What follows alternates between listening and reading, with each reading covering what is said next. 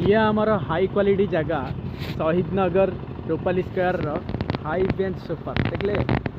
ये तो Bhubaneswar smart city को स्मार्ट नहीं कि स्मार्ट बेंच और आमर कौन कह गले स्मार्ट चार्जर भी 8 पॉइंट अच्छी बट स्मार्ट चार्जर पॉइंट अच्छी ना नहीं।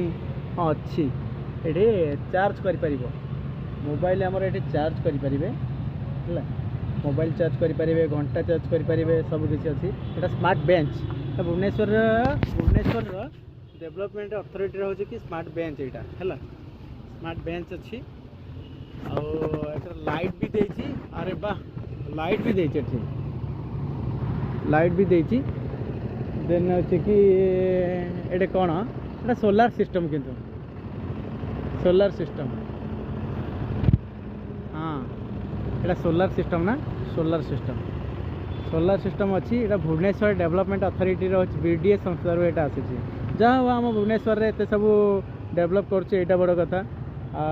यहाँ पुणी केवल मुझे देखिली जे यही शहीद नगर एरिया रे फर्स्ट टाइम होती किसी ना स्मार्ट बेंच देखनी लिखाई स्मार्ट बेंच आउ स्मार्ट चार्जर भी लिखाई पारे मे भी लिखा है ये स्मार्ट चार्जर किंतु लिखाई अलग अलग जगार बैटेरी बैटेरी ये देखो आमर सोलार लगी लाइट लगी बेंच रे मैक्सिमम हूँ 4-5 जन आटलिस्ट बसी पारे एमती शोई भी पारे हूँ जड़े 2 जन एमतीका स्मार्ट सिटी रे स्मार्ट बेंच पड़ी कि गाँ गहली आम जब कहीं बेंच पकेबा केमी हाँ भाई मैंने कमेंट करके मत कहे।